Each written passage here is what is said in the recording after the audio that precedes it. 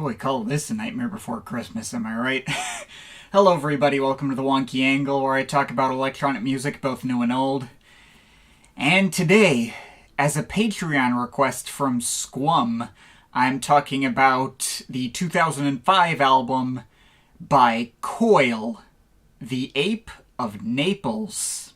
Man, I've not been great about getting Patreon requests out this year. There's still 5 more on the schedule from when I last opened up requests about a year ago, so the rest are gonna have to blend into 2024. Oh well, at least I've finally gotten to what was, by a long shot, the most intimidating request on this run of my schedule. Coil were the legendary experimental duo of John Balance and Peter Sleazy Christopherson, the latter formerly a member of Throbbing Gristle, also with a number of other regular supporting members having come and gone over their history, including but not limited to Stephen Thrower, Danny Hyde, Drew McDowell, William Breeze, Thiepal Sandra, and Ossian Brown. They first formed in 1982 after John Balance had made himself known to Christopherson through sending fan letters and later joining the Throbbing Gristle offshoot band Psychic TV. And the two later got into a long-term romantic partnership, though the band officially dissolved in 2005 after the tragic accidental death of John Balance the year prior,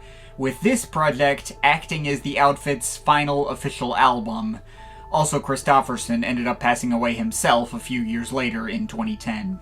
So, this is a band that I've known about for a long time and just never got around to actually checking out anything from until now. It's technically true that plenty of opportunities for me to catch myself up have shown themselves through what seem to be like dozens of new releases over the past several years, but I've never wanted to touch any of those. The amount of posthumous releases credited to this band that have continually kept coming out always kind of struck me as, kind of exploitative.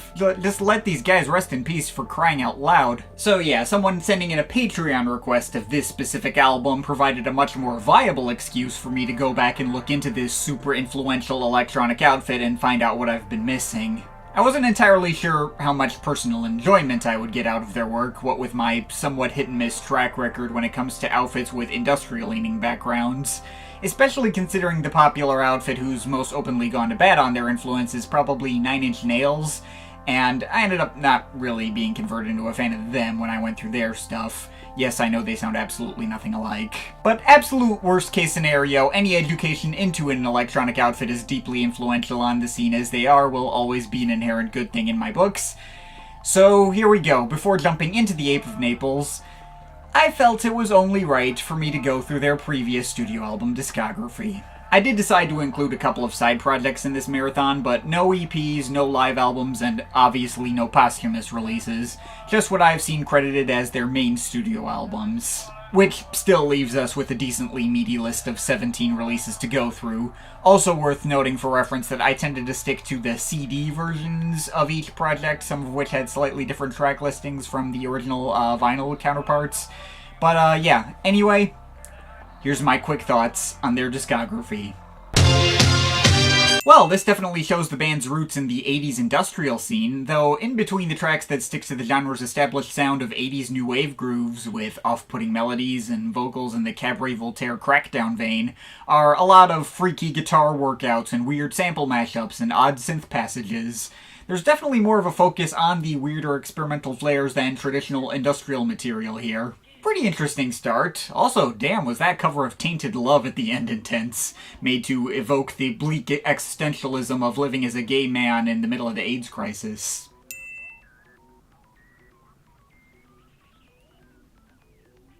Oh Christ, what have I got myself into? In one breath, this is basically a more refined version of what they did on their last album. The production is still very 80s and pretty close to what Depeche Mode would go on to do a year later on Music for the Masses. But wow, does a lot of the stuff on this project make Little 15 look like Erasure singing about peace and love by comparison. The arrangements just get more and more sour and dissonant and intentionally perverse. occasionally featuring full string and brass arrangements, which only serve to make everything even more intense and more difficult to stomach, as well as all these sound effects that sound like they're trying to evoke imagery of, like, breaking bones and squelching blood and shit and that kind of thing. I don't think it'd really be accurate to say I enjoyed the listening experience. I think this was a bit much for me. But I can certainly respect it and understand why many consider it one of the best albums of the 80s, both for its inventiveness and its successfully being kind of terrifying to listen to. Actually pulling off ideas that in the hands of lesser artists could have come off like comically edgelordish. If nothing else, I cannot say it didn't leave an impression. This is a collection of various demos and leftover loose ideas that didn't make the cut for the last two albums, but it seems to be pretty consistently counted as a main album anyway, so I gave it a shot.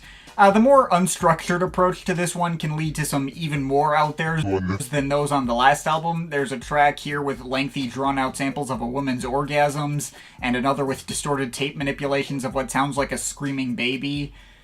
But weirdly enough, the lower emotional stakes of this release made it a comparatively easier listen. Not enough so where I'd feel any desire to come back to it again, but, you know. Alright, first album in the 90s, purportedly taking more inspiration from the ongoing acid house movement. If Horse Rotorvator was more depraved parallel to the likes of Depeche Mode's Music for the Masses, this is more like their sonic equivalent to Ultra, 6 years before that album came out. It's also a lot more easily approachable than any of the previous projects. It still has all the same recognizable experimental flares, weirder instrumental textures, and depraved lyrics carried over from before, but it didn't strike me as anywhere near as graphic or off-putting. It did fall into the background more easily. Most of these tracks just kind of settle into their one groove and, like, meditate on them without really progressing or moving much within them, but still, neat stuff. And this is a collection of outtakes from the last album, which again seems to be counted as a main album in its own right. Surprisingly enough, though, I think I ended up enjoying this more than Love Secret Domain. I felt there was more sonic variety here and the tracks didn't run together as easily. There's a track with some jazzier touches, a bunch of moments that take minor cues from ambient dub a la The Orb, and other cuts that feature more varied world music instrumentation. There's one particularly haunting and emotional ambient guitar piece featuring all these phone messages talking about suicide. There's obviously much less of a sense of cohesion or flow to any of these tracks. Love's Secret Domain definitely felt like the more important and fully realized album, but I feel like the individual ideas that went into this are more likely to stick with me personally. Next up is the first in a run of side albums under other names. This one's under the name Elf vs. Coil. Elf is apparently what they referred to their electronic equipment as, and they built a glitchy dark ambient album around the random compositions resulting from errors in their equipment, which may or may not have ended up influential on the rising IDM scene at the time. Certainly would have fit at home next to the Outakers of the world, like an alternate universe where something like Confield had no percussion and was way looser improvisational ambience, and it also came out 6 years earlier than it did. I fuck with it. Here's another side project under the name Blacklight District. It's an experimental dark ambient drone album. Don't really have much else to note about it, honestly, but it was alright. Another dark ambient drone album under one last new side alias, this one being Time Machines, though this one is notable for being significantly more minimalistic than their other previous tabs in this genre, like more minimal than Klaus Schultz's Cyborg. The album's called Time Machines because it's designed to make you lose track of time, which, I mean, I already have debilitating ADHD, so I don't personally need the help in that department, but yeah, I guess their take on this concept was neat enough. Now for their first regular mainline album under the Coil name in 8 years. Well, maybe, sort of, I'm not sure. It's another experimental ambient drone album, and while there is more substance and texture to this than the Blacklight District and Time Machines albums, it's not by that much. Apparently the whole thing was recorded in 2 days, and that kind of shows to me from these compositions' tendencies to, like, meander on aimlessly, kind of like improvisational jam sessions. There's still enough cool ideas for me to still say it's good. I Don't Want to Be the One was a pretty desperate-sounding emotional highlight, for instance, but on the whole, this does feel more like a transitional effort than a bold new step for them. But okay, if we're talking bold new steps, that was purportedly going to be this one. Through all the times that people have specifically requested for me to talk about Coil, it feels like this is the album that always gets brought up first. I've often seen it credited as one of the best dark ambient records ever made. And, well, it probably won't surprise anyone to hear me say that this was probably my favorite Coil album, though I do have to say it was not what I expected to hear. This is a lot more openly melodic and tranquil than any of the previous projects, and it's not really overtly creepy so much as it is sad and somber. There's moments here which sound pulled out of like 70s Berlin school projects a la Tangerine Dream and Klaus Schulze, others which just focus on really lonely MIDI pianos or maybe have full choir backing. There's a really strong emotional core behind this one that didn't feel as present to quite this extent on a lot of the projects leading up to it. Not much else to say, can pretty much confirm the hype behind this. This one's interesting in that Peter Christopherson doesn't contribute at all. It's instead a collab between John Balance and regular Coil contributor Thiepal Sandra, the latter bringing in his mother, Dorothy Lewis, to deliver all these warped spoken word passages over a single unchanging 49-minute ambient drone. It's definitely a thing that exists. I don't really have any strong feelings on it. And this is exactly what it says on the tin. It's more stuff in the exact same vein as Music to Play in the Dark. I don't think this is as good as the first volume, but it hits in the same ways. I'll take it. Oh wow, this is something different. Here we get a straight noise album, the majority of which is made out of nothing but distorted electronic effects and abrasive single-note drones. No melodies, no structure, just harsh, formless distortion. Not exactly my cup of tea, big surprise there, but I think I was more annoyed by all, like, the hard panning than I was with any of the actual sonic elements that went into it. I can respect the change of pace in the execution. Merzbow fans will probably fuck with it. Okay, back to mildly organic dark ambient drones. This kinda sits along similar lines to something like Astral Disaster, aided by a few of the minor touches of world music instrumentation. It feels like it has less substance than that project, though it's also much better structured so as to feel more album-like. I guess they're about equally as good, and I think hearing this made Astral Disaster grow on me a bit in retrospect. Alright, you like super minimal amelodic ambient drones in the vein of their Time Machines album? Cool. You up for 3 hours of that? I mean, hey, it's never hard on the ears or anything. There are plenty of cool, eerie, and ghostly effects carried through all of it, and the novelty of everything made with an ancient photoelectric synthesizer from the 1930s that deconverts spectrograms back into sound is interesting. But man, that length makes it a hard one to recommend. Hardcore fans only, I would say. The last proper Coil album to release before John Balance's passing sounds like a thrown-together collection of random leftovers from other projects and demos pulled from their live shows around the time. There's a new version of Teenage Lightning from Love's Secret Domain, a track subtitled Sometimes that reminded me of the opener on Music to Play in the Dark, Volume 2, something. Also, a cover of a classic Acid House track from 1988, and a cover of a traditional lullaby that originally showed up in a slightly different form a few years prior on an album from one of Coil's contemporaries on the scene, Current 93. Is this stuff still interesting to listen to? Sure, this features some of their better structured actual melodies and grooves in quite a long time, and I like how many marimbas are on this thing, but it's hard to really call it essential in the grander scheme of their catalog. I feel like the sonic ideas that went into this could be better if repurposed into something that feels like more of a complete statement. Wonder if we're ever going to hear anything like that. Alright, and before I get into the album I'm actually supposed to review, there is technically one more Coil project released after that before Peter Christopherson's passing, which is sometimes considered an album. Released in 2008, but reworked from an unfinished shelved album called Backwards, which they'd originally made in the early 90s for Trent Reznor's Nothing Records imprint, properly seeing the light of day for the first time as a bonus tie-in with certain reissues of The Ape of Naples. And I'm sorry, are those goddamn stock GarageBand loops on the opener? Oh, that's... oh... I should not be hearing the exact same pad progressions I used in tracks I made when I was 10 years old, showing up on a goddamn Coil record. That's... The rest of the album is generally fine, if kinda dated sounding.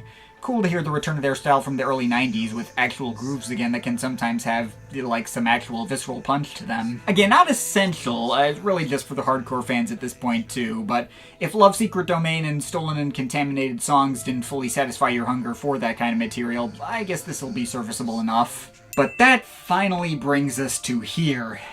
So, I guess those are my feelings on the greater back catalog of Coil. I don't know if I necessarily came out of this marathon converted into a super fan of this outfit. At best, I think a bunch of these need more repeat listens to grow on me.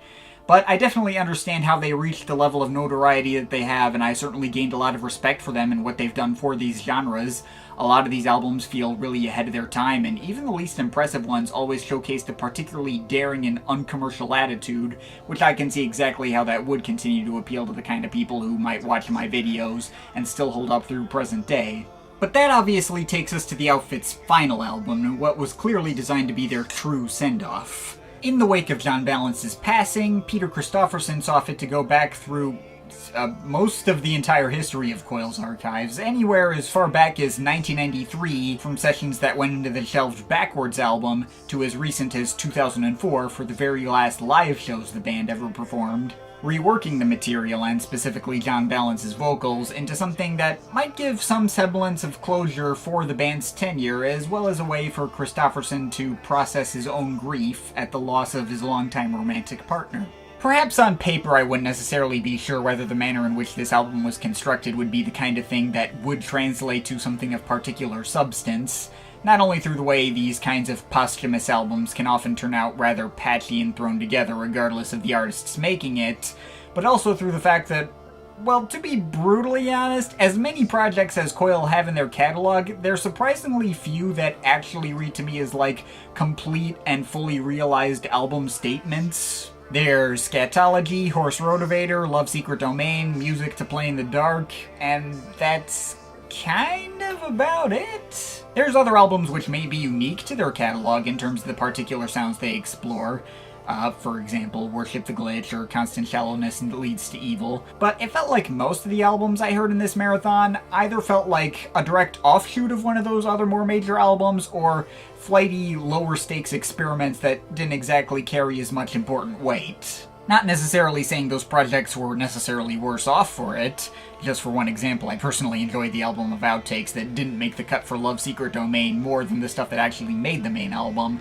But my point is, there's not really many Coil albums that really felt like a big, important event in that way. So, it may be weird to note that The Ape of Naples, despite its posthumous archive diving, is one of their few albums that actually does feel like a complete and fully realized album statement. Death was already a running theme that was explored through lots of different Coil projects over the years, so it likely would not have been difficult to find material in their archives that would have felt transformed and recontextualized by John Balance's actual death, to listen back and imagine that the all-too-early end of his life was not just something he was already mentally prepared for, but had almost prophesized in some way, despite his death being accidental, giving a lot more visceral emotional weight to so many ideas that maybe wouldn't have stuck out as much otherwise. But on top of the thematic through line that Balance's lyrics have throughout the album, musing on his own death, the album also feels surprisingly cohesive from a sonic perspective as well, where if I wasn't told that this album pulled from archives ranging over a decade of work, I wouldn't have necessarily been able to tell. All these tracks feel like they'd already belonged together even if you took Balance's voice out altogether. The way all these tracks feel very similarly structured and composed, with fairly simple and stripped back instrumental backings, aided by a number of various Coil collaborators who came back for this album to provide their last respects to Balance. But at the same time, the project never runs together either. There's quite a wide variety in terms of the actual instrumental palette on this thing. Right off the bat, from when this thing starts, we're hit with the really immediately striking opener Fire of the Mind, which combines synth imitation church organs with hurdy-gurdy performances, and John Balance talking the most frankly about, like, the nature of death itself. And shortly after that, there's another very similar sounding track in Tattooed Man, where Balance talks about finding a man in a grave with the same tattoos as him, over an instrumental of more hurdy-gurdy with marimba and extremely light jazzy percussion kinda sounding like an especially spooky waltz that brings up imagery of, like, Victorian-era London and, like, telling tall tales of Jack the Ripper looming around in an alley at night. The mildly jazz-influenced approach to the sound and instrumentation on this thing was always something particularly cool and unique that helped it stand apart from other Coil albums in my mind.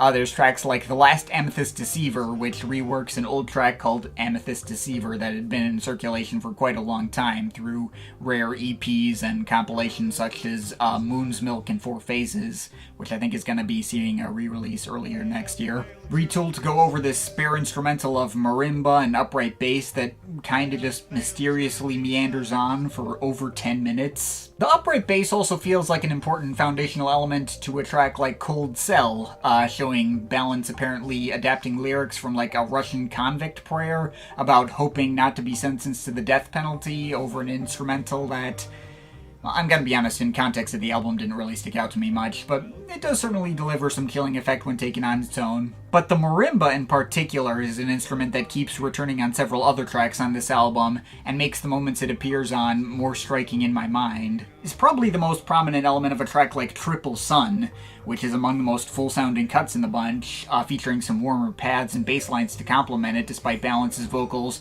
presumably pulled from a live show, sounding way more lo-fi and inaudible in comparison with other cuts here. The marimba is also focused on in the rework of Teenage Lightning near the end of this thing, combined with a number of mysterious piano performances and more visceral glitchy elements to give it a bit more energy in comparison with other tracks here. Very similar to the version of this track that showed up on the Black Antlers album, though as I kind of hinted earlier, the track does feel a lot more at home here than it did on that particular project.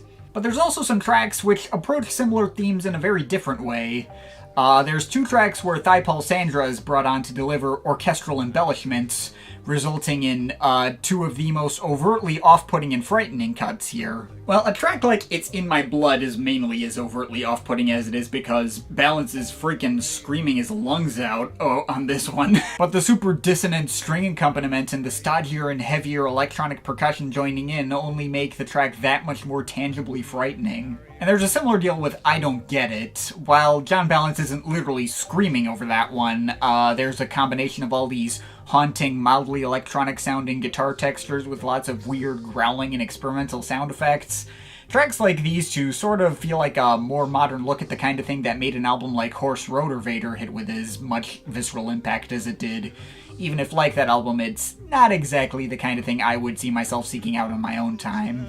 Beyond that, there's also tracks here which can stand out in their own separate ways from any of the above-mentioned cuts.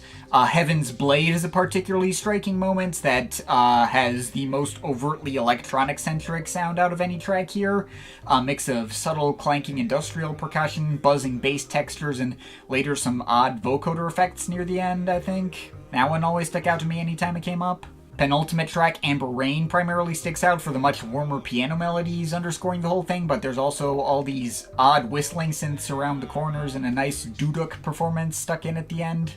But that leaves the closer, Going Up, which on paper feels like it'd be a bit of an odd out-of-left-field idea, since it's apparently a cover of the theme song to the BBC sitcom Are You Being Served? Not the kind of thing you would ever expect a band like Coil to be even touching in the first place.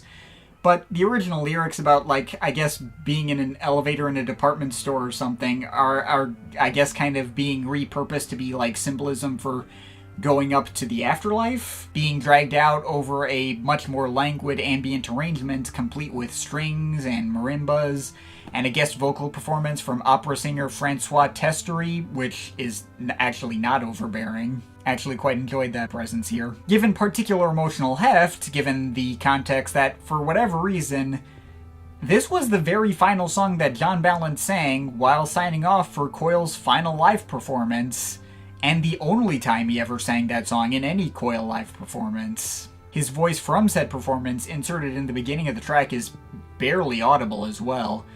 I guess, like his presence from the world is already in the process of fading away. Goddamn if that isn't the most fittingly climactic way for a band like Coil to be sending off their entire existence.